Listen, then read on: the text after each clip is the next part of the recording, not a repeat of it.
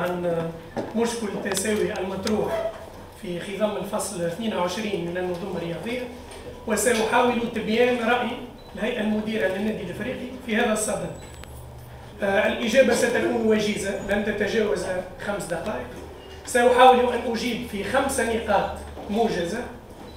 النقطة الأولى، هذا المشكل سابق عن أوانه أولا، لأن التساوي لم يطرح بعد وإن شاء الله لن يطرح. النقطة الثانية هي أن هذا المشكل هو مشكل قانوني صرف يتعلق بتحديد النص القانوني المنطبق لفرض نزاع التساوي، وبالتالي لا يجوز لغير رجل القانون أن يعطي فيه رأيا دقيقا وواضحا. النقطة الثالثة هي أن هذا النزاع القانوني يحكمه الفصل 22 من النظم الرياضية. فالفصل 22 هو الفصل المنطبق لأسباب عديدة. أولا، لا وجود لأي مانع قانوني يحول دون تطبيق الفصل 22 على مشكل التساوي، هذا أولا. ثانيا، الفصل 22 ورد في المبادئ العامة، وهو بالتالي يحمل مبدأ عاما يطبق في جميع الحالات. ثالثا، الفصل 22 طبق منذ بداية الموسم، وبناء على الفصل 22 رتبنا الفرق، والترتيب الحالي مبني على الفصل 22 الذي يحيل إلى الفصل 16. وما دام الفصل 22 مطبق حاليا فلا يجوز إقصاؤه في هذه المرحلة بالذات. إذن الفصل 22 مطبق ويجب أن نواصل تطبيقه. النقطة الرابعة، رابعا، أي تشريع جديد في هذا الصدد لا يمكن أن يطبق إلا بالنسبة للمستقبل، عملا بمبدأ عدم مرجعية القوانين الجديدة.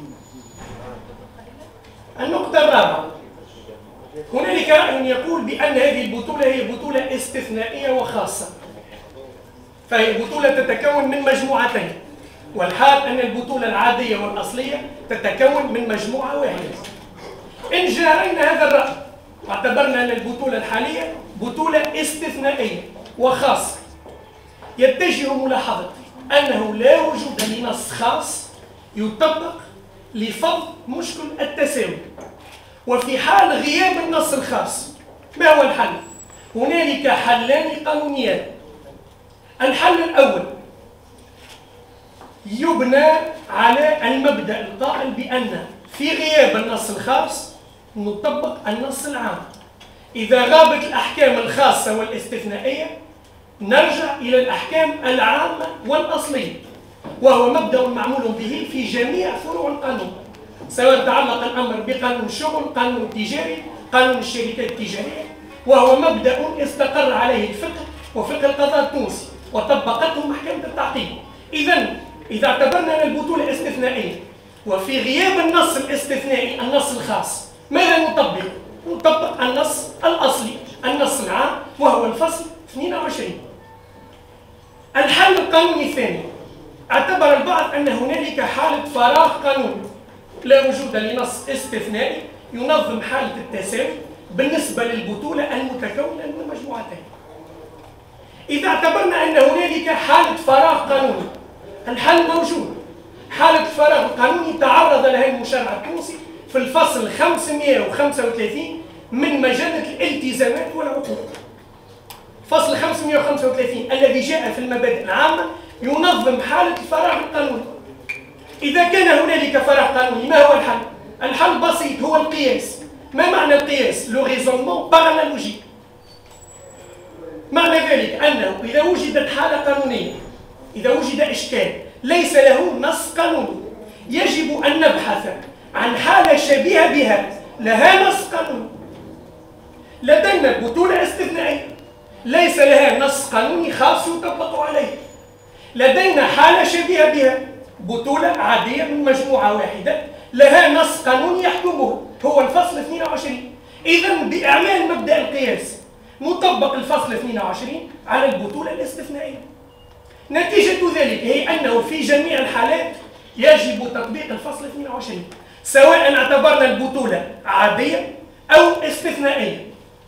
النقطة الخامسة، ما دام الفصل القانوني موجود وهو الفصل 22 وهو مطبق، يتجه إذن مواصلة تطبيقه.